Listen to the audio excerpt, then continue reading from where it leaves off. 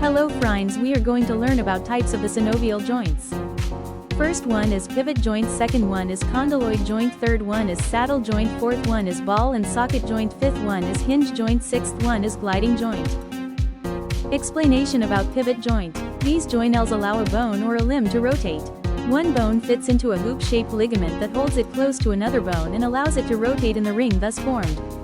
For example, the head rotates on the pivot joint formed by the dens of the axis held within the ring formed by the transverse ligament and the dens, odontoid process, of the atlas. Second one is condyloid joint. A condyle is a smooth, rounded projection on a bone, and in a condyloid joint it sits within a cup-shaped depression on the other bone. Examples include the joint between the condylar process of the mandible and the temporal bone, those between the metacarpal and phalangeal bones of the hand, and those between the letatarsal and bones of the foot. These joints permit flexion, extension, abduction, adduction and circumduction. The third one is ball and socket joint. The head of one bone is ball-shaped and articulates with a cup-shaped socket of another.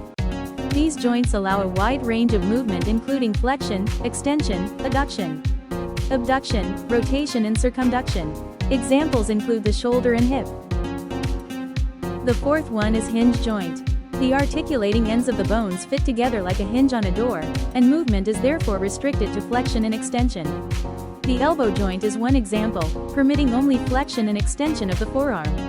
Other hinge joints include the knee, ankle and the joints between the phalanges of the fingers and toes, interphalangeal joints.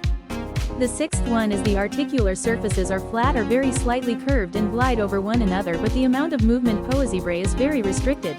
This group of joints is the least movable of all the synovial joints. Examples include the joints between the carpal bones in the wrist, the tarsal bones in the foot, and the processes of the spinal vertebrae. Note that the joints between the vertebral bodies are the cartilaginous discs. Thank for you watching. For more videos, like, comment and share.